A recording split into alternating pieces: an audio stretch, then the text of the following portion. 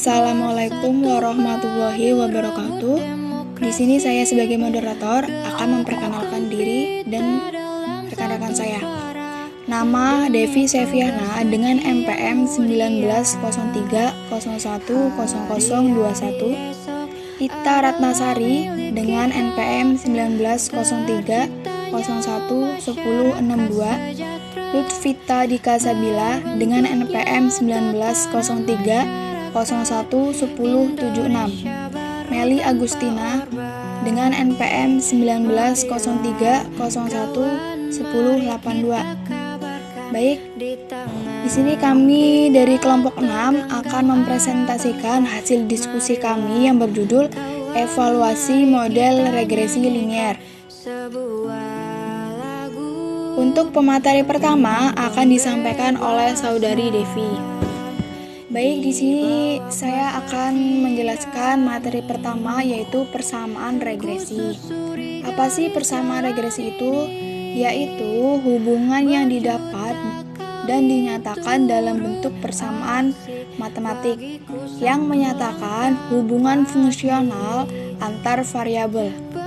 Menurut Scalzo, Su, Asgari, dan Hu telah menambahkan bahwa regresi adalah sebuah statistika yang digunakan untuk menganalisis variabel input atau X dan variabel output atau Y. Dalam hal ini, variabel output disebut sebagai variabel terikat atau bisa dikatakan dengan dependent, sedangkan variabel input disebut sebagai variabel bebas atau bisa dikatakan dengan independen. Berdasarkan bentuk kelinearan data, model regresi dibagi menjadi dua, yaitu regresi linier dan regresi non-linier. Di sini pun ada tujuan dari regresi. Apa sih tujuannya? Yaitu untuk membuat perkiraan nilai suatu variabel terikat jika nilai variabel bebas yang berhubungan dengannya sudah ditentukan dan menguji hipotesis signifikasi dari variabel bebas terhadap variabel terikat. Untuk yang materi kedua, regresi linier berganda. Apa sih regresi linier berganda itu? Yaitu perkembangan dari regresi sederhana yang menjelaskan hubungan antara variabel terikat lebih dari satu variabel bebas. Tujuannya sama seperti regresi sederhana, yaitu menggunakan hubungan antara variabel terikat atau respon dan variabel bebas atau bisa dikatakan faktor. Di sini untuk memprediksi atau menjelaskan karakteristik dari variabel. Secara umum, model regresi linier berganda dapat dituliskan sebagai berikut.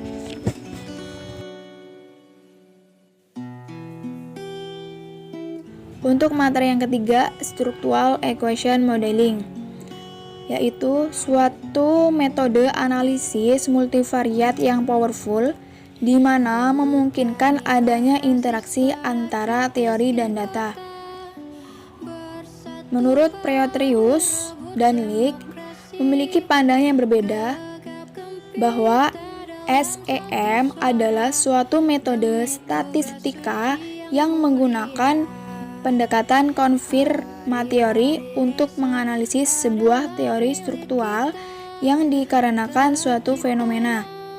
Menurut Brahim dan Balvet telah menambahkan bahwa SEM adalah suatu teknik statistika multivariat yang merupakan kombinasi antara analisis faktor dan analisis regresi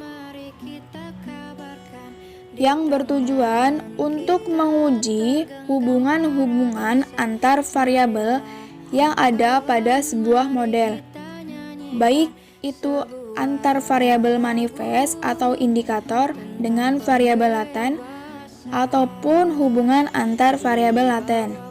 Untuk materi yang selanjutnya akan disampaikan oleh rekan saya. Di sini saya akan menjelaskan tentang asumsi regresi linier. Beberapa asumsi yang harus lolos dalam analisis regresi linier sebagai berikut. Yang pertama, variabel terikat. Yang kedua, variabel bebas. Yang ketiga, nilai harapan error atau galat regresi. Yang keempat, nilai harapan dari varian konstan atau tidak berubah-ubah setiap amatan. Yang kelima, tidak terdapat hubungan linier sempurna antara error. Yang keenam, error atau galat regresi merupakan variabel random. Selanjutnya, model. Metode SEM memiliki dua jenis model, yaitu model struktural dan model pengukuran. Yang pertama, model pengukuran adalah model yang menggambarkan hubungan. Yang kedua, variabel laten dengan variabel manifest melalui model pengukuran yang berbentuk analisis faktor. Selanjutnya, tentang kesalahan. Metode SEM memiliki dua jenis kesalahan, yaitu kesalahan struktural dan kesalahan pengukuran. Secara umum, kesalahan struktural adalah nilai kesalahan yang terdapat pada model struktural, sedangkan kesalahan pengukuran adalah nilai kesalahan yang terdapat pada model pengukuran, di mana biasanya variabel manifest tidak dapat mengukur variabel laten secara sempurna. Baik, materi yang selanjutnya yaitu yang G. Ada partial least square atau PLS.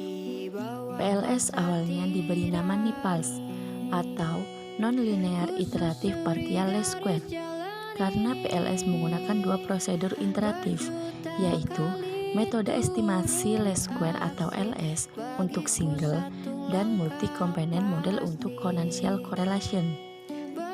Pendekatan PLS adalah distribution free, yang artinya data tidak dapat berdistribusi tertentu, dapat berupa nominal, kategori, ordinal, interval, dan rasio. Desain PLS yaitu untuk mengatasi keterbatasan metode SEM lainnya ketika data mengalami masalah, seperti pengukuran data dengan skala tertentu. Jumlah sampel yang kecil, adanya missing value, data tidak normal, dan adanya multikolinearitas. Selain itu, PLS dapat digunakan pada setiap jenis skala data, yaitu nominal, ordinal, interval, rasio, serta syarat asumsi yang lebih fleksibel. Yang H, ada spesifikasi model. Terdapat 3 model analisis jalur dalam PLS, yaitu inner model yang mengspesifikasi hubungan antar variabel laten, outer model yang mengspesifikasi hubungan antara variabel laten dengan variabel manifest, weight relation yang mengestimasi nilai dari variabel laten. Yang I, ada inner model. Inner model merupakan model yang menggambarkan hubungan yang ada di antara variabel laten berdasarkan kata substantif de Orey. Inner model biasanya disebut sebagai inner relation atau struktural model.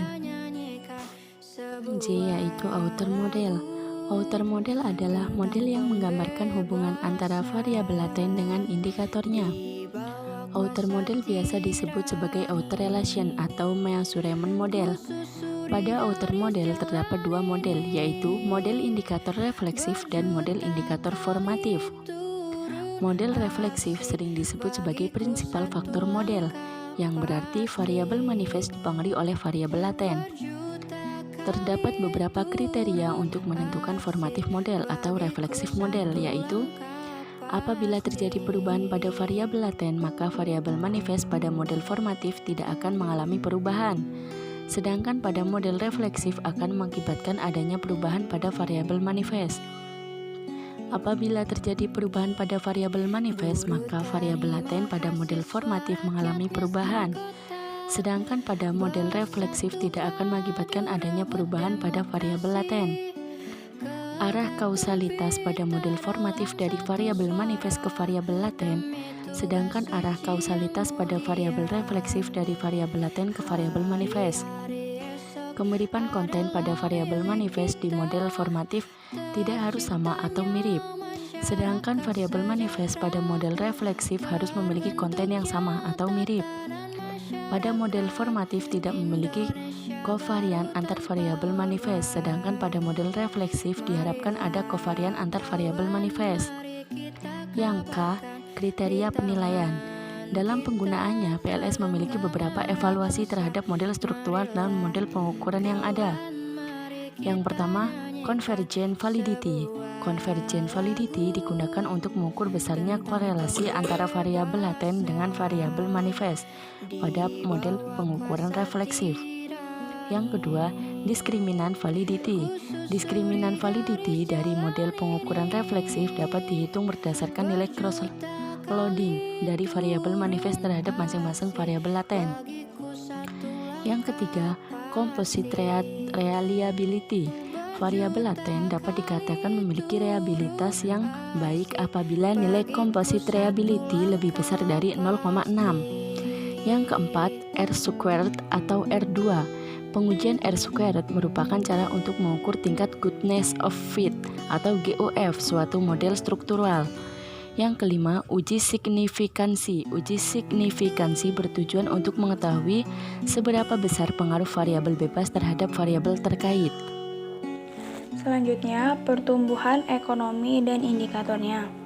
Pertumbuhan ekonomi merupakan suatu proses multidimensional yang mencakup berbagai perubahan mendasar atas struktur sosial.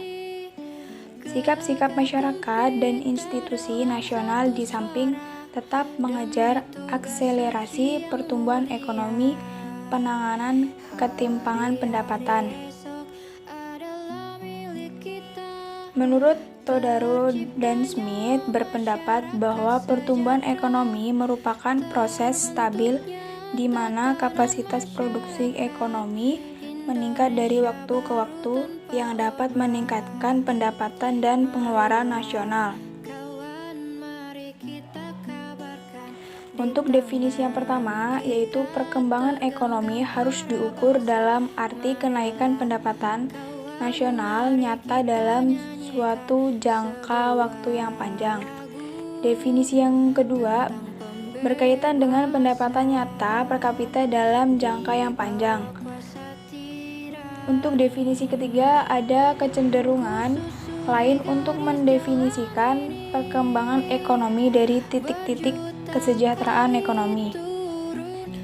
Baiklah, itu saja diskusi yang dapat kami sampaikan. Kurang lebihnya kami mohon maaf. Saya akhiri. Wassalamualaikum warahmatullahi wabarakatuh. Bagiku satu langkah pasti.